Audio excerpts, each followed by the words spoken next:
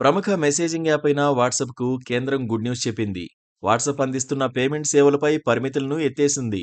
ఆ మేరకు తాజాగా national payments corporation of India కీలక ప్రకటన చేసింది. ఈ నేపథ్యంలో భారత్‌లో ఉన్న వాట్సాప్ యూజర్లందరికీ ఈ పేమెంట్ సర్వీస్ త్వరలోనే అందుబాటులోకి రాబోతోంది. ప్రస్తుతం భారత్‌లో కేవలం 10 కోట్ల మంది మాత్రమే వాట్సాప్ పేమెంట్ సేవలను వినియోగించుకుంటున్నారు. భారత్‌లో ప్రస్తుతం 50 కోట్ల మందికి పైగా వాట్సాప్ సేవలను ఉపయోగించుకుంటున్నారు. గతంలో మెసేజింగ్ సేవలకు మాత్రమే పరిమితమైన వాట్సాప్ ఆ తర్వాత పేమెంట్ సేవలను కూడా ప్రారంభించింది.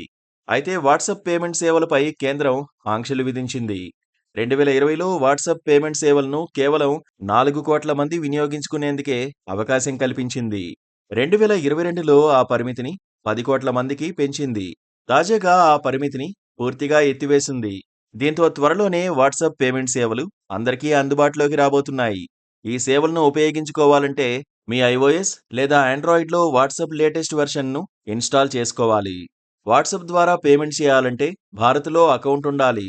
అలాగే వాడుకలో ఉన్న డెబిట్ కార్డు ఉండాలి. వాట్సాప్లో కూడా చెల్లింపుదారు, లబ్ధిదారుల మధ్య లావాదేవీలు యూపీఐ ద్వారానే జరుగుతాయి.